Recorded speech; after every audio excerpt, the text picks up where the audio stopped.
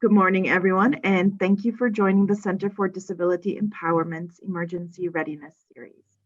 My name is Marlee Sade, and I am your project manager. I'm a manual wheelchair user with brown hair that's in a bun on top of my head. I have brown eyes, and my pronouns are she and her. We had a little bit of a break last week, and we only have 3 remaining presentations left, so I'm excited to finish it off soon. Today's presentation is on FEMA, the Federal Emergency Management Agency, and the services it provides for individuals with disabilities.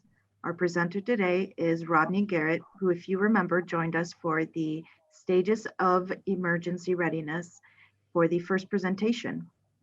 Rodney is the Region 5 FEMA representative, and we're excited to have you back today, Rodney. Hey everyone, I'm glad to be here. My lighting is slightly improved. I think it just depends on whether I'm moving or not, so please bear with me on that. Definitely glad to be back. It's great to see this event come to fruition and also start to kind of wind down as you guys have had these series of webinars engaging the community on emergency management and emergency preparedness. Just glad to be here. Looking forward to kind of presenting on the Federal Emergency Management Agency, kind of quick refresher on some emergency management topics that have come up throughout these webinars, and just articulate a little bit better how the disability community and people with access and functional needs at a large can better access the Federal Emergency Management Agency and the larger emergency management process. So thanks for having me, and I'm looking forward to getting started. With that being said, I just kind of want to give you guys a quick overview of what we're going to be discussing. So we're going to talk a little bit about some of those basics around emergency management, just the life cycle of a disaster, the sequence of delivery, the process for a federal declaration of a disaster, and just some of those key terms we see related to emergency management and how it relates to the access and functional needs community. There'll be a few, obviously working for the federal government, we're good for acronyms and different jargon like that. And that's very specific to the work that we do. So I'll try to do my best to make sure to stay away from those. And if you need clarification on any of the terms or terminology, feel free to ask any questions around that. So what we're gonna do is talk about the Federal Emergency Management Agency, what we do, how we do it, and how it relates to the community. And then we're also gonna go in depth a little bit more around my position as the Regional Disability Integration Specialist, as well as talk about the Office of Disability Integration and Coordination, which is housed at the headquarters. And we'll just talk about how all those different parties interplay, whether it be headquarters in the regions or headquarters in the open disaster. And before I get ahead of myself, now that we know what we're gonna be talking about, let me tell you a little bit about who's talking to you. So Marlee did a great introduction.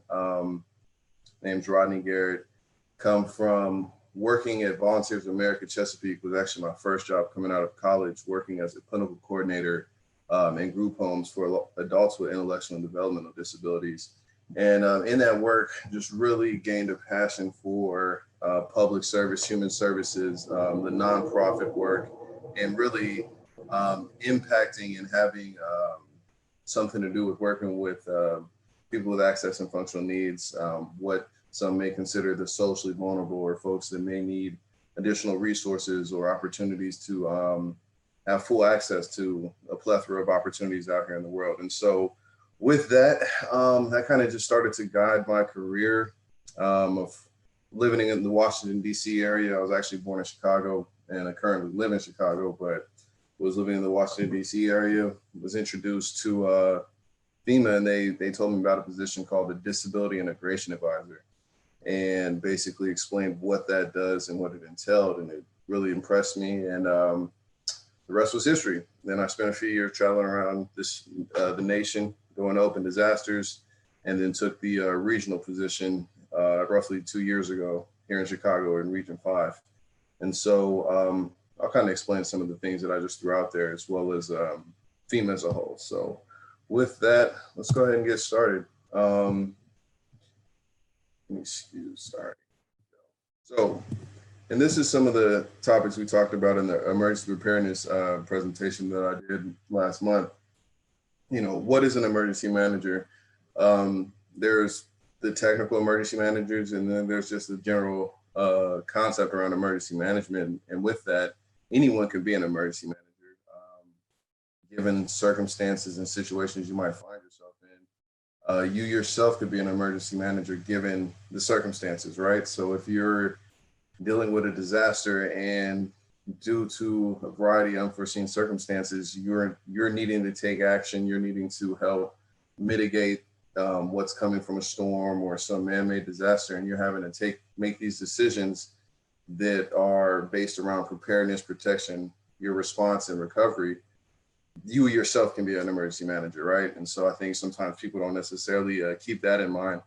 But when we're talking about emergency management as a profession and emergency managers as professionals, these can look like a variety of different positions. For example, your local fire department is a great example of local emergency managers, the local police department, your local emergency manager, which most cities, most counties, townships have someone who's designated as that chief emergency manager that kind of that command structure and information flows into and out of through that emergency manager.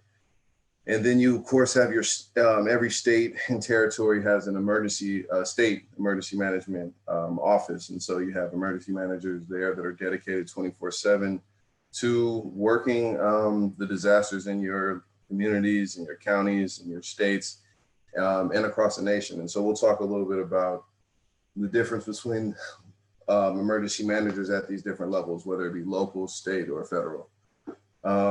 Phases of emergency management, I kind of touched on those a little bit. And this is basically just talking about the life cycle of a disaster. So you have the event, and then you have these activities around that disaster. So there's preparedness, protection, response, recovery, and mitigation. And we'll go into these in a little bit more in depth throughout the presentation, but just to give you some kind of quick points on each one. You know, preparedness and mitigation, oftentimes it's where does one end, where does one begin? But preparedness is just asking the community, putting steps in place, processes in place, policies, emergency plans to best support the community in the event of a disaster. So putting in plans and preparedness activities around preparation for a tornado, right? So you're talking about sheltering in place, you're talking about evacuations and mass care activities.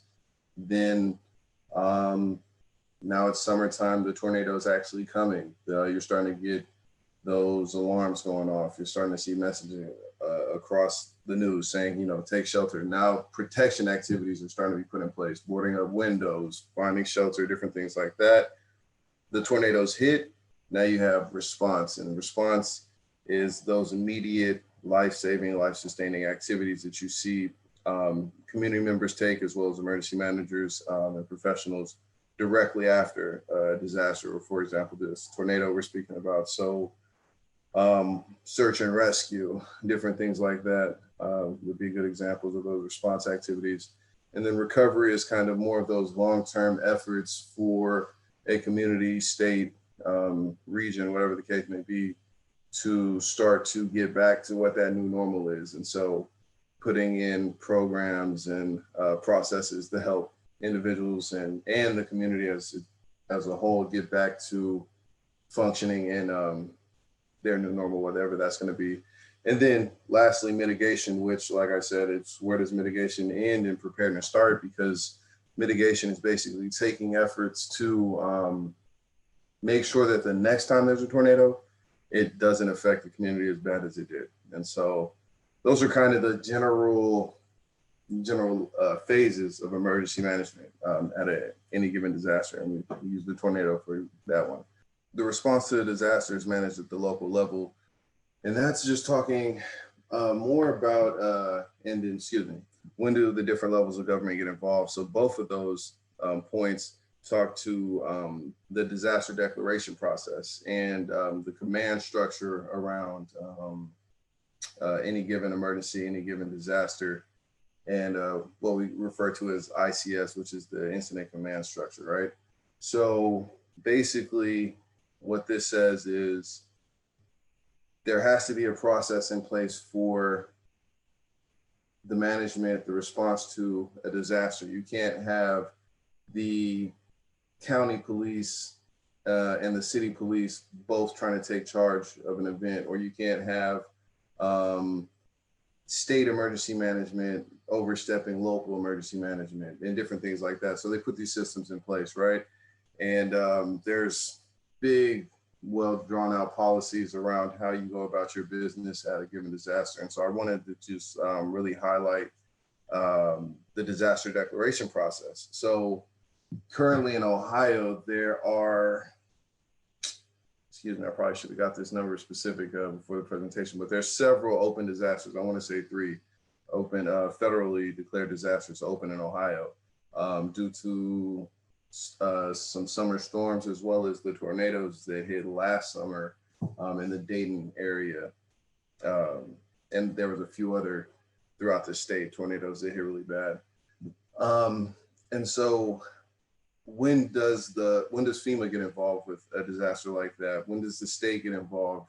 When is it, when do they make the decision just for it to be handled locally? And so basically, to sum up the disaster declaration process in a nutshell, you have the event. So we'll use the tornadoes from last summer.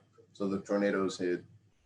The initial response is going to be from the most local resource. So that's going to be that local city, county police department showing up, fire department, the local emergency managers dealing with the disaster, trying to do everything related to preparedness, protection, response, recovery, and mitigation, and all of those efforts.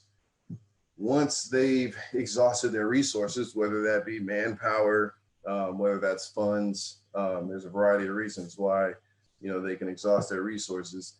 You naturally just step to the next pot of funding, manpower, expertise, which in this case is going to be the state level emergency responders. So now it's gone from that local response to a state level response. And lastly, it goes to that federal level response. And so once it goes to the federal level, that's when there's a presidential declaration that kicks in, and then federal response, federal resources, federal funding start to support that given disaster, and receives a federal declaration. So just to reiterate, you have that local community effort, then you have that state effort. This is also where the governor gets involved. So the governor sends, after there's the disaster, there's the response, you're going to have the local emergency managers, as well as this is where FEMA gets involved on the front end at the regional level. So from the regional office, we do these, what we call PDAs, which are preliminary damage assessments with the state emergency managers. And we basically go side by side to the disaster and say, okay, this water tower was taken down, this school was destroyed. We can see these communities were damaged, these homes are gone, whatever the case may be. And we do an assessment, as well as working with private sector and all the different parties that were affected by the disaster to get an assessment of how bad things are. Then that's submitted to the governor, who submits a request to the president. The president then reviews it with his team. They make a decision. The declaration is approved. And then that kind of is what kicks on that final level of support, which is the federal engagement. So that's, and not every disaster is going to be given a federal declaration. So there's also, there's the disaster declarations, there's also emergency declarations. And so there's different levels to those declarations as well. But you could have a situation where it's handled at the local level. They're able to get everything, all the needs and wants of the community and the response efforts and life-sustaining health and safety done, so that there's no need to pull in state level resources. And so it all depends, and it's all, they have kind of those checks and balances throughout the process to trigger when the next level of support comes. So wanted to kind of highlight that as we talk about FEMA and we get into the work that we're doing. I just want you guys to keep in mind that's at a federally declared disaster. If we're talking about different activities in the field. There's also going to be some regional activities and headquarters activities that are ongoing that aren't directly connected to a disaster. But when we are talking about disaster related issues, just know that they've went through this process that we just talked about for declaration. And then sequence of delivery, that comes into play when we talk about individual assistance, which is a FEMA program. And I'm going to talk about individual assistance a little bit more in depth a little later. So I'm going to save that piece for that. Excuse me, I'm going to step off screen to take a sip of my tea every now and then. So we talked a little bit about some of those general emergency management concepts, what an emergency manager is. Put this slide in here because this kind of goes with that general theme of emergency management with the whole community concept, which is the whole community approach. Just saying basically, it takes everyone in order to make sure we're painting the most full picture of what's needed for a community. So you have to be able to tap into those non-government organizations, those private companies, of course, individual citizens, and then who are often underrepresented. So making sure you're tapping into the socially vulnerable communities, make sure you're tapping into folks that are often feel unheard, and having programs and processes in place to make sure that you can do that effectively. We'll talk about some of those. And then of course, working with agencies that serve individuals who are often underrepresented. So making sure that groups and agencies and programs such as CDE, right, have seats at the table, have opportunities for advocacy and also awareness and training, whether it's them receiving training on better ways to provide emergency management resources to their clientele or the people they serve, or vice versa, and being able to better educate emergency managers on how to include the whole community. So that's kind of the general concept behind this whole community approach that we're referencing here. So now we're going to get into some of the meat of just talking about FEMA, what we do, how we do it, who we are, and how we're set up. So we're going to talk some of these general things around mission statement, stuff like that. And then I'm going to break down how headquarters is set up, some of these offices, what they do from the headquarters perspective. What does FEMA do? A variety of things. We have a lot of moving pieces. And so these are just kind of some general highlights around the work we do, ensuring resilience to disasters. And that's kind of those phases we just got through talking about. Disaster response and recovery, which we'll go into a little bit more in depth. Preparedness, planning, training, and exercises. These are activities that are a heavy piece of the work that I do, as far as it relates to community engagement, as well as internally with FEMA staff. Reducing risk for disasters through mitigation. We talked a little bit earlier about mitigation and how that's basically preparing to be more resilient or less affected by the upcoming storm, disaster, whatever the event may be. And then working through strong public and private partnerships at the federal, state, tribal, and local levels. FEMA is not the only show in town. There's a lot of organizations. There's many agencies that at the state, federal, and tribal level that have a stake in emergency management, whether it be large or small. So there's a lot of players involved. So we're one of those coordinating bodies to all the moving pieces. Okay, so FEMA headquarters is located in Washington, D.C. off of C Street. I debated on putting the actual address. You guys can look that up if you'd like to. We have 9 offices that are at headquarters. These are pretty much the offices that guide our work throughout the nation. So you have the office, and one key thing about headquarters, and it's slightly different from the region, is headquarters' primary focus is on creating policy and national coordination. We talked about how FEMA is not the only show in town, so they're doing a lot of the liaison work, whether it's with politicians at the Capitol building, or whether it's working with the executive branch or Department of Justice, all these different moving pieces. And so they're the major player when it comes to the communication with them, as well as the creation of policy that guides emergency management and the work that we do. So that's their main piece. And I would imagine it's very, might be similar to, and Marley and Jamie, correct me if I'm wrong, but it may be similar to how the Centers for Independent Living are set up. You have the State Independent Living Council, which is kind of that body that kind of drives the policy and the program vision. And then you have the actual Centers for Independent Living throughout the communities that are implementing the work that's in the policy that's coming out. So similar correlation there. But these are the 9 offices, and we're going to go through some brief descriptions of those, just to kind of give you a better idea of, how FEMA does the work that we do. So we have the Office of the Administrator. So our administrator, Pete Gaynor, out of Rhode Island. If anyone has any ties to Rhode Island, he used to be the administrator for the Rhode Island Emergency Management Agency. And so he is our principal advisor to the President, the Homeland Security Council, and the Secretary of Homeland Security for all matters related to emergency management in the United States. So he is the top emergency manager for the United States. And as such, he works with the community and really guides the emergency management mission as he sits in that seat. It's a politically appointed position, so it is chosen every 4 years with the president. So there may be a new administrator with this new administration that comes in January. We'll see. He was recently appointed, so it's not your traditional situation. So we'll see how that pans out.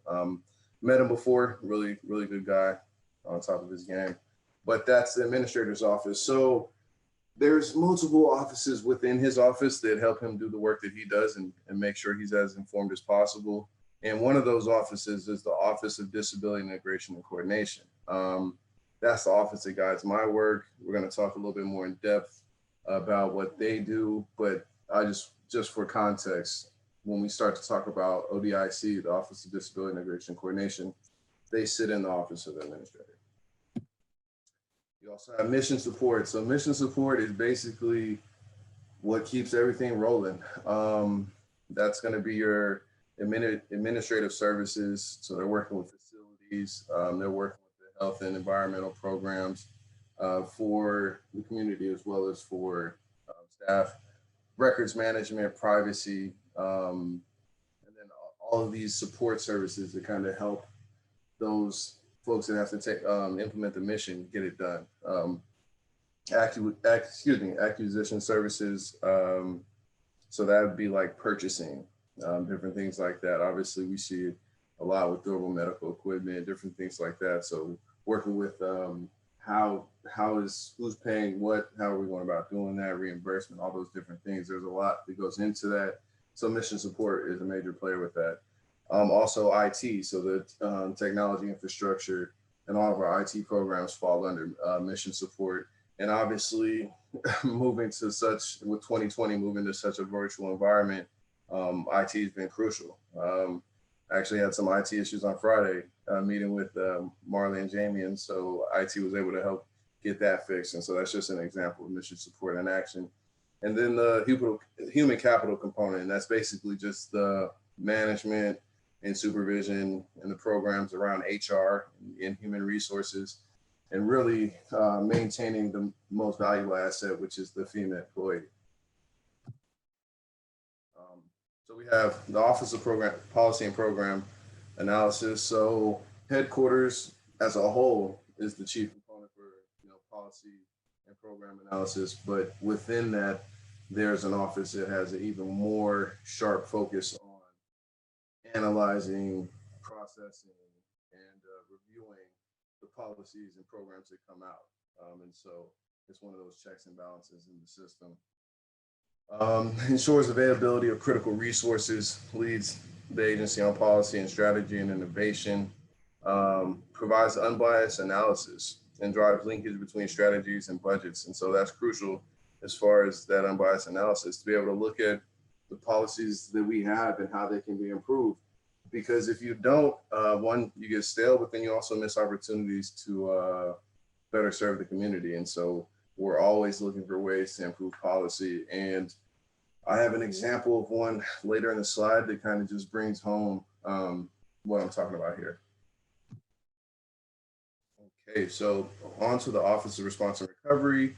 So ORR, they have a really big piece of the mission as far as it relates to field operations. And we're talking about declarations. And so when they are received and there's a disaster declaration, the Office of Response and Recovery is going to be doing a lot of the heavy lifting at these disasters. So they're doing the logistics management for setting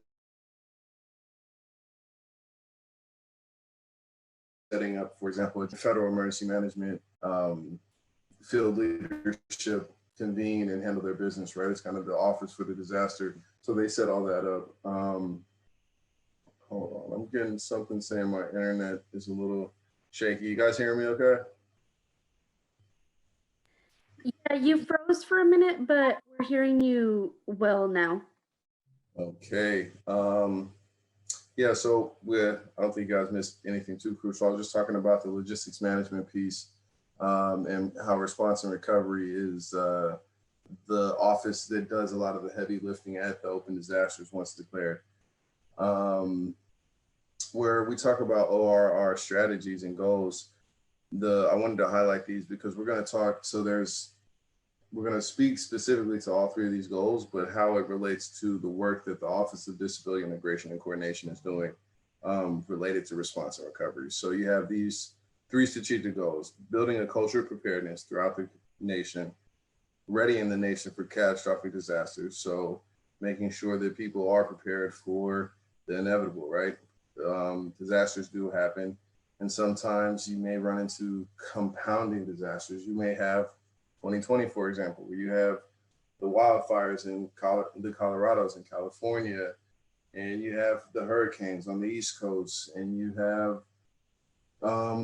the typhoons in Saipan, but then you also have COVID-19, right? A nationwide pandemic that has complicated all of the emergency response systems. So how does a nation navigate that catastrophic disaster, right? And so it's FEMA's responsibility and duty to ready the nation for those and learn from lessons to better prepare them for the next ones. And then something easier said than done, reducing the complexity of FEMA. And so we've only been through maybe 2 or 3 offices, and I'm sure, there's so much more that can be said about those, and we still have more to go. And so how is it that we can articulate what FEMA does and make sure that the community knows how to access the resources and best utilize the programs? And so part of that is reducing the complexity, a major part of it. This is going to be the last office that we talk about, and then we're going to kind of get into some of ODIC's work as well as some of my work in the regions and at these active disasters and what that looks like. So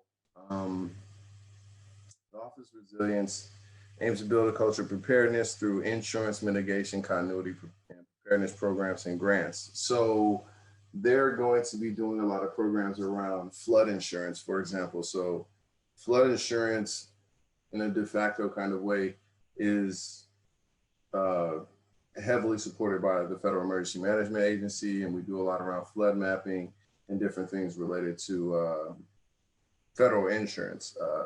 There's also the Mitigation Administration and Grants Program Directive. So these are grants and different funding opportunities to help the community mitigate, whether it's, grants to build safe houses and homes where we know the community is heavily affected by tornadoes, or a grant to a city to do some mitigation work or remodeling on their shelters to make them more accessible, or a variety of different programs like that.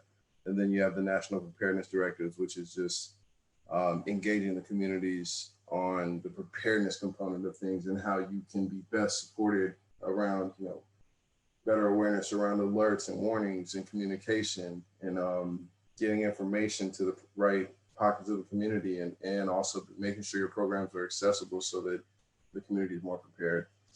And then the Office of Disability and Coordination, the Office of Disability Integration and Coordination, as you see, the acronym ODIC, currently has a liaison on detail to that office at headquarters.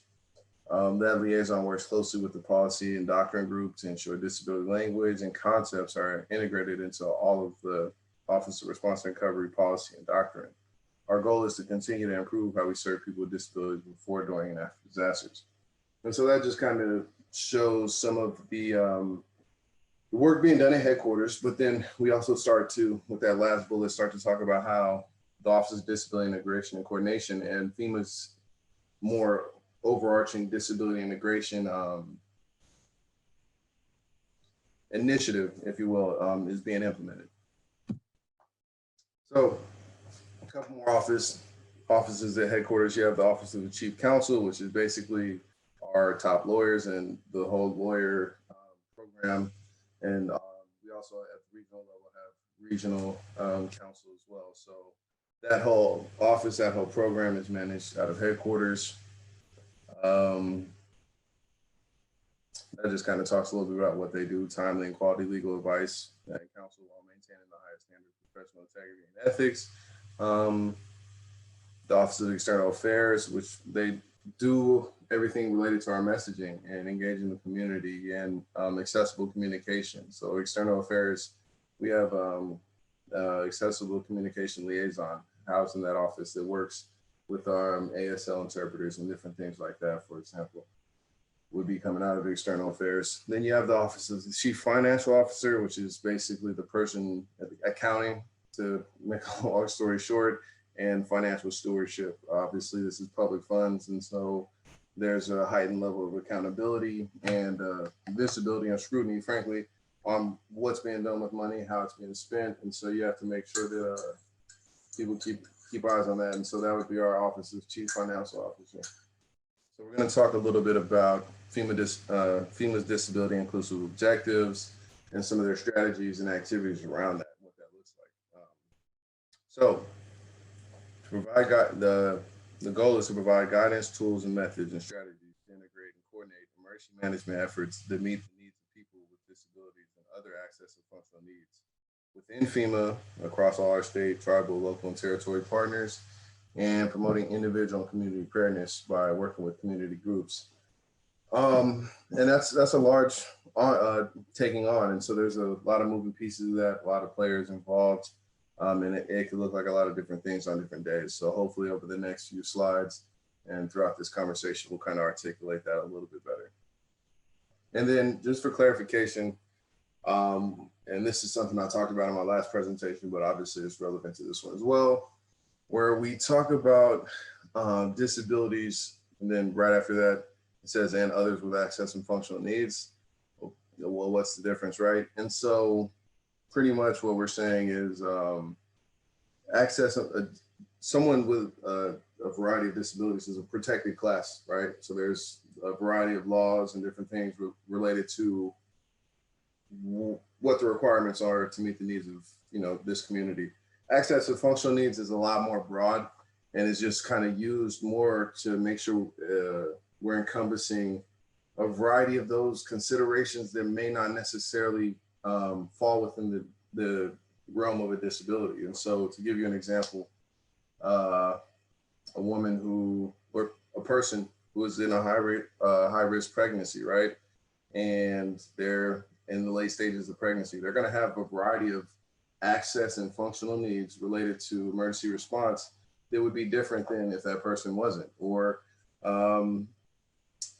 just someone who was fresh out of surgery. Say, I broke my leg, had to go get a cast put on, and now I'm also getting messages that I had to evacuate my city because a hurricane's coming. Well, now I have some access and functional needs considerations that weren't there maybe a day ago or before I got this cast on. Maybe it's on my driving leg. So they're asking me to evacuate the city and I can't drive. What are the options for me? And so that's access and functional needs. And so that's kind of a whole other can of worms and kind of more of a more encompassing terminology. So I just wanted to clarify that because it definitely comes up a few more times. So we just talked about the disability integration kind of vision for FEMA and what we aim to do. So how do we do it? Well, the major player is going to be the Office of Disability Integration and Coordination. And this office was set up through the Procurement Act, which is the Post-Katrina Emergency Reform Act, and that created the disability coordinator at FEMA. So just to kind of give you a quick timeline on that, Hurricane Katrina hit. The state and federal response to it, as some of you guys may know or may not know, was frowned upon, to say the least. There was a lot of things that were handled poorly. There was a lot of things that could have been avoided, and a lot of lessons learned, with a great emphasis on that access and functional needs community I just spoke of, and of course, people with disabilities. And so with that, just like with anything, in some of our US systems, you have to have laws in place to kind of put the teeth behind some of the requests. And so basically the Post-Katrina Emergency Reform Act was one of those examples of how do we ensure that the access and functional needs community is better supported in the case of emergency and emergency response. And so one of the best practices that came out of that was the position for the director of ODIC, which is currently Linda Mistandria. But that director or disability coordinator is the direct advisor to the FEMA administrator, Pete Gaynor, who I mentioned earlier. And so this act basically created a disability coordinator position to advocate to him on how our response should go as it relates to the disability community. And so that wasn't there before. And obviously, if that was in place, we're assuming before Katrina, some of these things would have been caught, some of these considerations would have been placed, and we could have avoided some tragedies. So that's kind of where the office came from.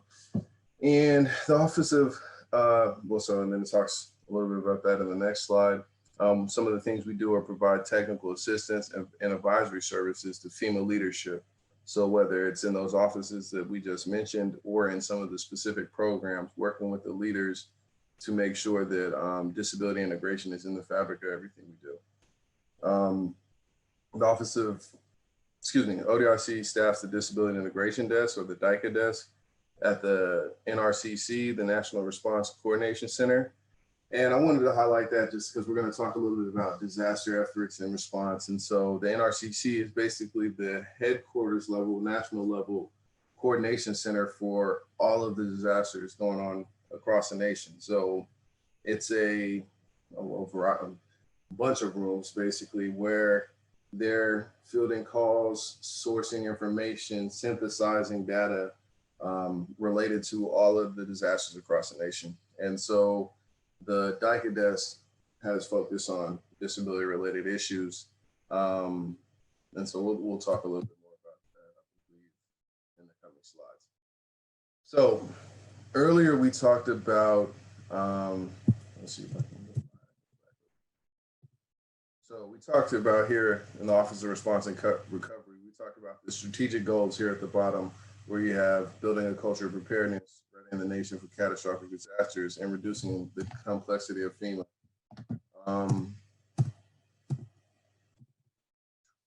Really quick, I want to kind of break down what ODIC, what the Disability Integration Mission is related to those three goals. And response and recovery is, as I mentioned, the major player when it comes to field operations, impacting and interacting with the community, right? So that's why we put emphasis on disability integration goals as it relates to those, that strategic plan and Office of Response and Recovery. Okay, so advancing a culture of preparedness. Here are some of the initiatives that you have going on related to the disability community. So supporting data-driven decisions making and planning for people with disabilities in all phases of emergency management. So anybody that knows anything about data and data mining, it's big business, and processing all the information that's out there. And how do we, as an agency that's responsible for coordinating efforts on a national level, how do we take all the data that's out there related to the disability community, make it mean something for emergency management and emergency managers to use when they're doing their work, right? So that's kind of what that entails. Then maturing community advisory group, maturing the community advisory group concept, to include organizations that serve people with disabilities in all phases of emergency management. And so basically that's saying, how do we get more folks doing what the Center for Disability Empowerment is doing? How do we get more organizations, more agencies seeing the value and having the ability to put on events like this to better inform the community and start to set that table for opportunities for engagement and different discussions? Marley and Jamie and I have already started to kind of have conversations around, so what can be next? How do we keep this energy? How do we keep this effort and spin it forward to the next activity, the next opportunity for engagement and better integration into emergency management? And so that's what these core advisory groups do. That's kind of where the concept comes from. And that's why we have a focus there.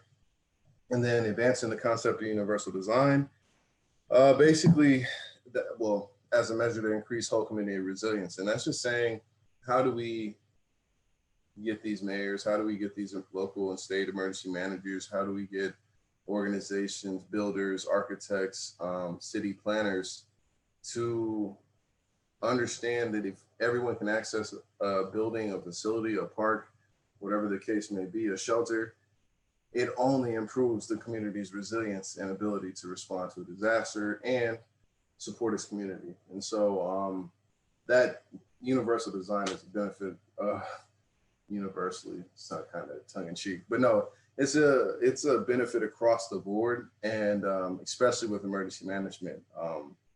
Oftentimes the considerations for accessibility come after the fact. And so if you can put them in beforehand with universal design, it just makes all the processes that much more simple.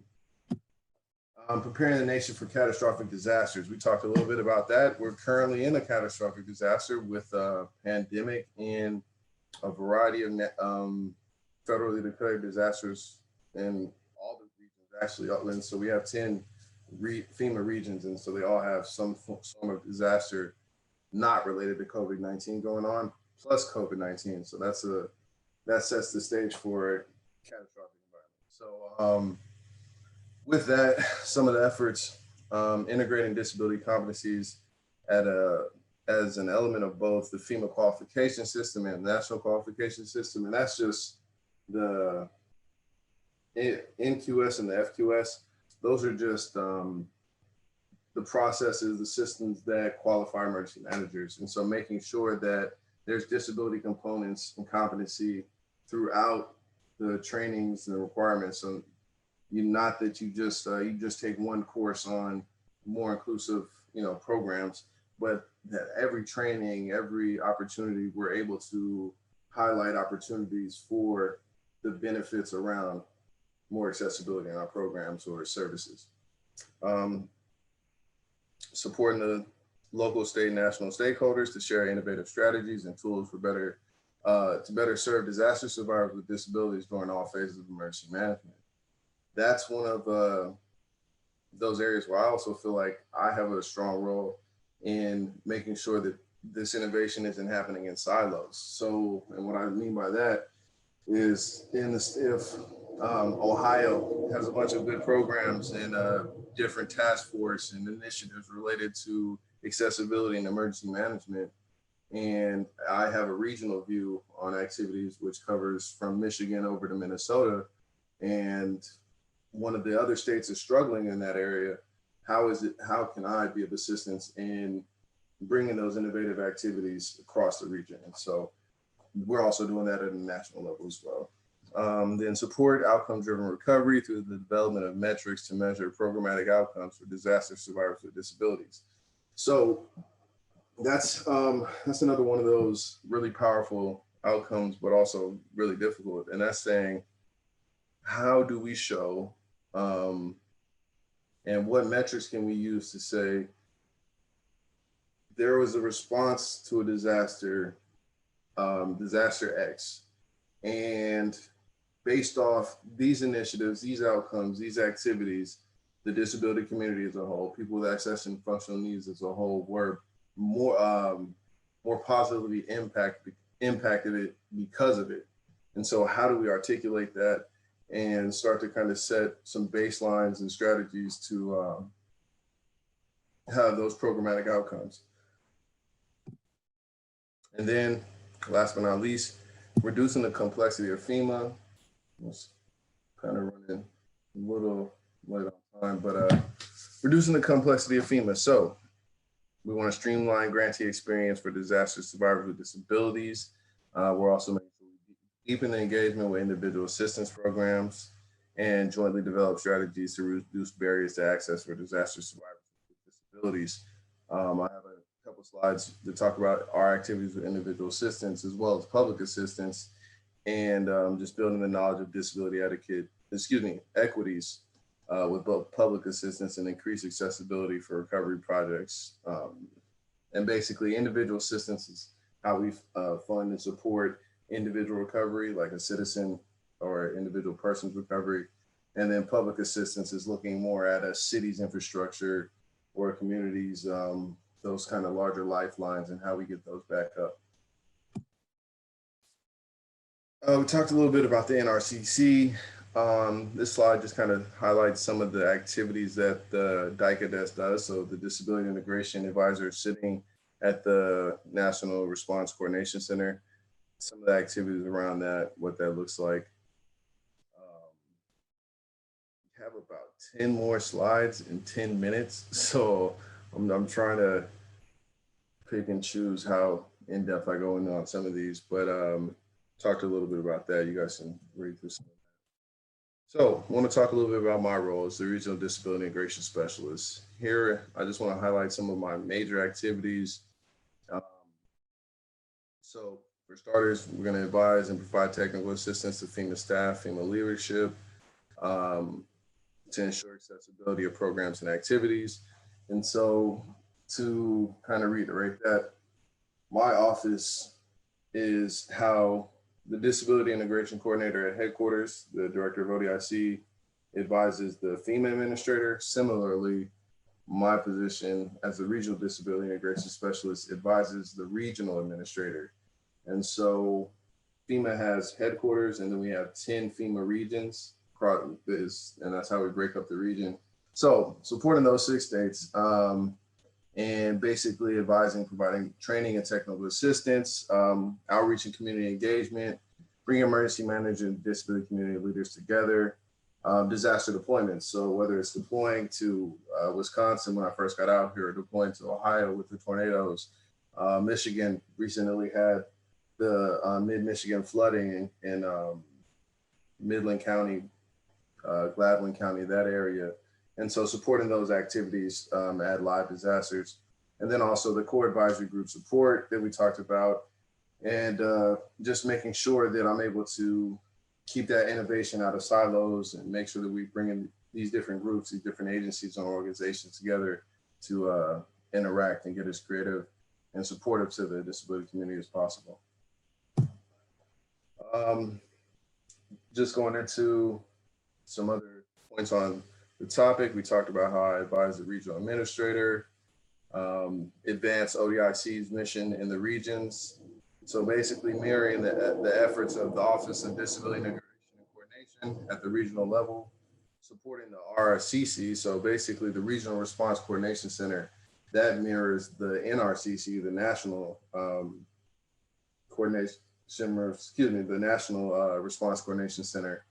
And I'm working with the states, working with the local communities to identify hot topics, different issues, trends, problems, whatever the case may be. Take that information, synthesize it, kind of take the need to knows and get those up to that national center. And then that's kind of how we keep that coordination and line of communication open. So that's just another one of my activities as well. This talks a little bit about at an active disaster or in the field, what some of my activities might entail.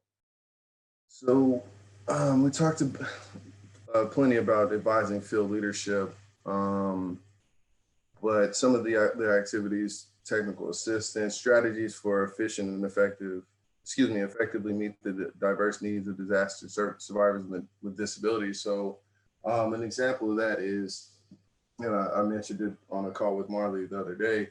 So we were in Dayton, Ohio. Well, throughout the state of Ohio doing registrations for the tornadoes last summer. And one of the things we noticed was the registration numbers wasn't necessarily matching some of the population, some of the census numbers that we were seeing as it relates to the deaf community and people with their hard of hearing. And just we should have been seeing a little bit higher numbers of people identifying with those being deaf or hard of hearing, right? So with that, we said, all right, let's figure out a way to engage that population a little bit more and see, you know, is the data identifying, you know, something that needs to be looked into, or are the numbers just skewed? So talked with the Deaf Resource Center in Dayton, Ohio, and they were like, you know what, the community has been feels a little left out the loop. You know, are there any things we can do? And so what we did was we put on a speaker bureau event where we basically did like a registration drive, as well as information sharing, catered specifically to the deaf community, and some of the programs FEMA had related to that, as well as some of the other federal emergency management related activities and programs. And so we were able to connect the two and just really better serve that population of the community. And so that's an example of some of the activities that you might see. Another example, working in the Virgin Islands with Hurricane Irma Maria. And one of the issues we were seeing there was people, we had to put together basically a wellness check program where we were going door to door to check to see if individual citizens that identified as having access and functional needs were getting their needs met, or needing medical treatment, different things like that. And this is like directly after the storm. So it was kind of those life-saving, life-sustaining activities. And so that's just kind of an example of how, you know, there may be some that are like health related, some different activities, and then I may have some that are more policy programmatic related activities.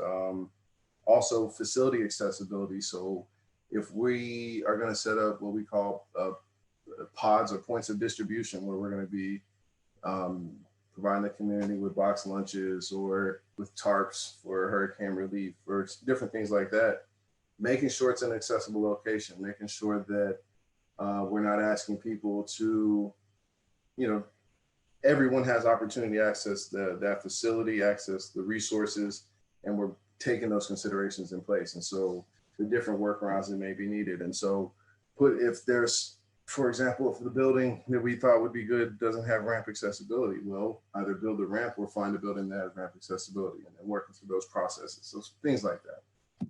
So public assistance. Well, we talked a little bit about it earlier, where we just kind of differentiated between individual assistance being more directly impacting individual citizens, public assistance more for that city, that township, that county, whatever the case may be. But they engage stakeholders to discuss how the disaster funds can be utilized to effectively create greater accessibility within communities struck by disasters. And so that's what ODIC, my mission is, working with PA, is also developing job aids and training for project managers, site inspectors, and field PA leadership to make sure that we're keeping accessibility at the forefront of our work. Individual assistance.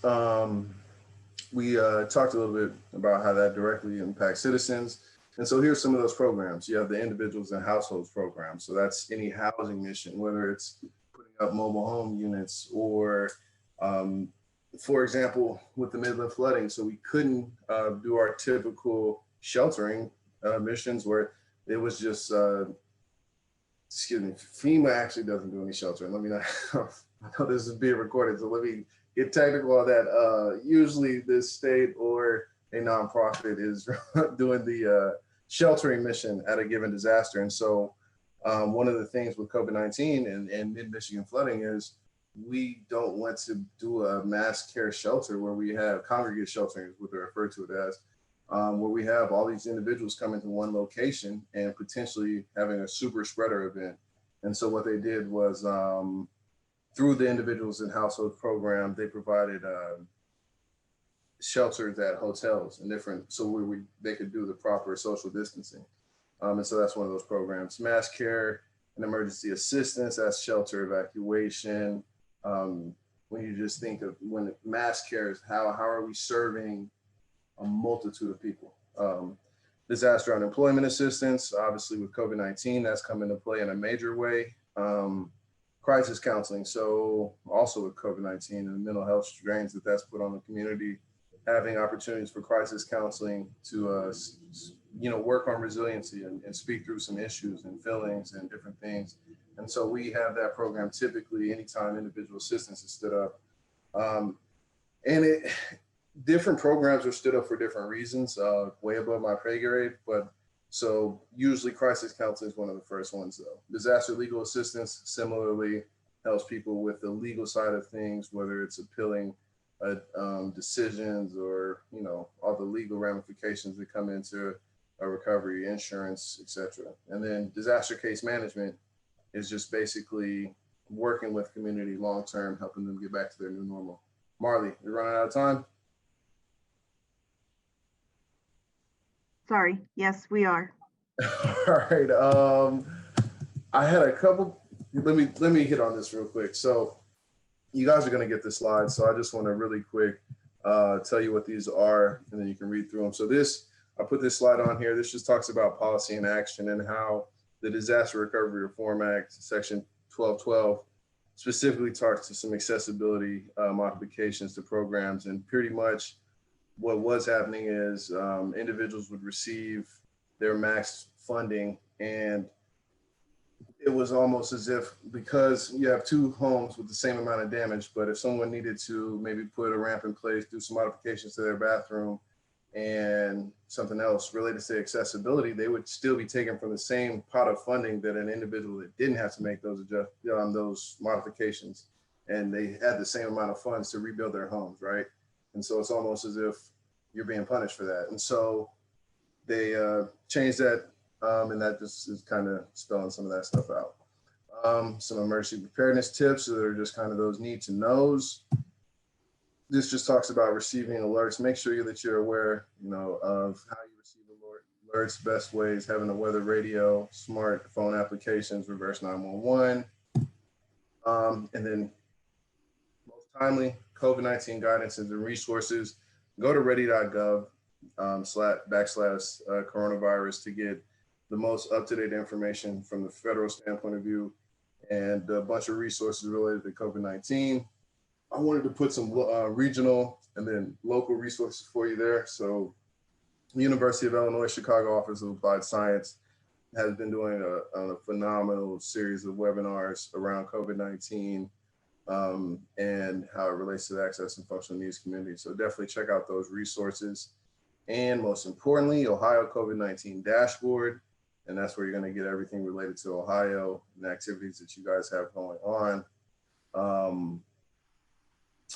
Yeah, so with that, there's my information. I feel like last time I got done a little bit early, so I thought I might have had a little bit more time on this one, but FEMA was super complicated, so there's a bunch to talk about.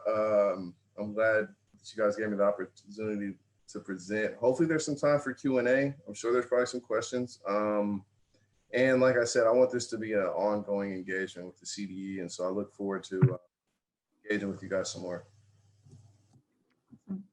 Thank you, Rodney. We do not have any questions. Oh, go ahead, Jamie. Oh, I didn't have anything. I'm sorry. No, it's okay. I thought you were trying to say something.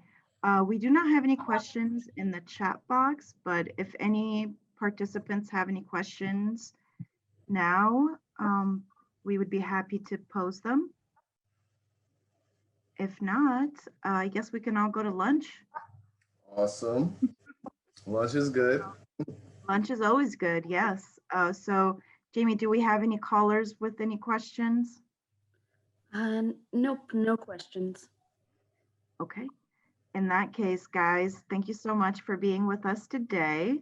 We have 2 more presentations to go before the end of the week. So please stay tuned to Jamie emailing you the next promos. If no one else has anything else, I thank you all for being here. Thank you, Rodney, for your presentation on FEMA. Thank you, Jamie, for your support on tech, and thank you, PRI Captioning, for your captioning services. Have a good one, everyone. All right, bye. Thank you. Bye-bye.